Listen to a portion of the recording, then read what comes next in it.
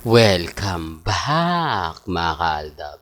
Ito na naman po ang inyong lingkod, si Mr. Destiny. At magbibigay po tayo ng pinakamainit na update po ngayon sa social media. Ito po yung ebidensya at resibo ko na kumbaga gagawa at gagawa po sila ng issue para lang may mapag-usapan. Ibig kong sabihin mga kaaldab, issue na kung saan talagang mapapaisip po kayo. Di po ba? Ito yung ebidensya at resibo mga kaaldab na may ginagawa po talaga na cut din. Ayaw kasi sa aking maniwala eh. Di po ba? Ayaw nila akong paniwalaan. Ayaw nila akong kumbaga sabihin na totoo yung mga sinasabi ko. Ito po yung issue. Di po ba cut din 2024. Ito po yung mga taktika nila.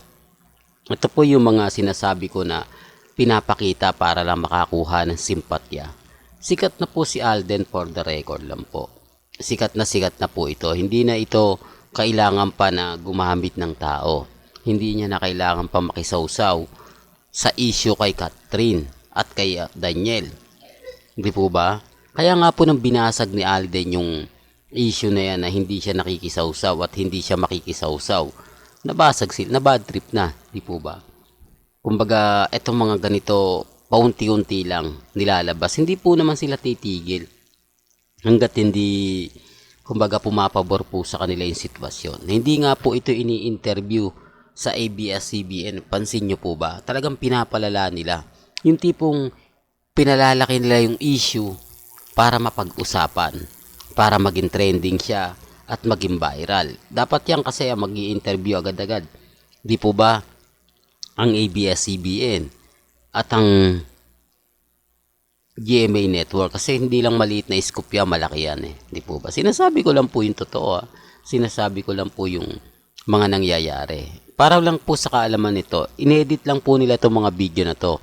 Ito po yung promotion ng Hello Love Goodbye. Ito yung promotion na kung saan nga po daw talaga na mapapaisip po kayo.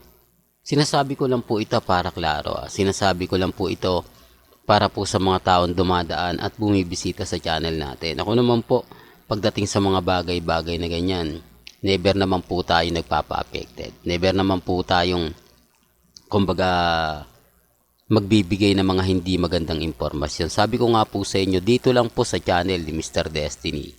Kung ano lang po yung latest, doon lang po tayo. Di po ba?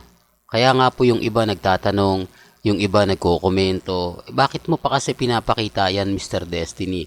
Bakit mo pa yan pinag-uusapan? Di po ba? Yun po yung mga sigalot nila. Para lang klaro, para lang makalaman nyo, may mga ebidensya at resibo ko. Matotoo po yung sinasabi natin at hindi po ako yung may gusto. Di po ba? Remind ko lang po wala po akong gusto sa Catherine. As kay Catherine, para maging kalab team ni Alden. Dahil Aldab po ako eh. Hindi po ba? Once and for all, sinabi ko na po sa inyo yan. Na simula 2015, hindi na po ako bumitaw. Hindi na po ako nagbago. Kung gugustuhin ko nga po, kung magpaparami lang po ako ng viewers, subscriber, followers, yun po isusundin ko yung mga ginagawa po nila. Kumbaga, sasama ako sa agos ng alon, para tuloy-tuloy nga po yung dami ng followers ko. Dami ng mga viewers ko. Kasi kung doon ako, yung mga 2023, ang dami ko na sigurong followers. Siguro nasa mahigit 100k na. Hindi, klaro lang po para lang po sa kaalaman ng lahat. Di po ba? Kasi tuloy-tuloy po eh. Kumbaga kung ano yung mga balita, doon lang po tayo. Gagayahin lang naman natin yung mga aldab na bumaliktad eh. Pero never ko pong gagawin yan. Sabi ko nga po sa inyo, kailangan natin paminsan-minsan maglabas ng resibo. Kailangan natin paminsan-minsan magpakita ng mga pruweba. Di po ba? Pruweba na 101% na mapapanood nila, makikita nila, at masasabi nilang, tama ka, Mr. Destiny. Kumbaga, yung mga binabalita mo, totoo naman. Hindi lang nila gusto yung nagbibigay ng update. Hindi lang nila gusto yung mga lumalabas sa mga sinasabi ko. Gusto kasi nila pabor eh. Oh. Tapos sasabihin nila wala daw cut din 2024. Oh. Sino ngayon ang sinungaling? Sino ngayon ang nagsasabi ng fake news at nagsasabi ng totoo? Ito nga po yung mga taktika na kung nag-click nga po at hindi binasag ni Alden, mas marami pang mga video ang lalabas. Dito nahinto na eh. Di po ba? Siguro nakiramdam na yung iba dahil babahin lang siya ng pambabasi. Sasabihin sa kanya, wala na, nagsalita si Alden, di niya nga daw nililigawan. Nagsalita si Alden na tapos na nga po raw. Doon pa lang may mali na eh. Hindi po ba? Doon pa lang masasabi mo na maagang tinapos ni Alden Richards yung mga gustong magpakalat ng fake news, gustong magpasikat, di po ba? Sinasabi ko lang po ito para po klaro. Alam naman po natin na napakarami talagang hindi gusto yung mga sinasabi natin, hindi gusto yung mga ina-update natin. Kasi nga po nababasag sila, di po ba? Kasi nga po matik na napapaisip na sila, di po ba? Pero bago natin ituloy itong magandang usapin natin, kung bago ka lang sa channel na to at isa kang true-blooded Aldab Nation na nagmamahal po kila Mengay at Isoy, tama po ang channel na pinuntahan mo, kaya consider na po kitang bagong subscriber. At huwag mong kalimutang i-share ang mga video po natin sa mga mami, sa mga titas at sa mga senyor. Sa ngayon mga kaaldab, basag na basag po sila. Hindi sila makapag-post, hindi sila makapag-update. Tanging ang pinopost ngayon, ang kumakalat, si Miles at si Alden. Okay lang naman po yun. Alam naman ni Miles kung saan siya lulugar.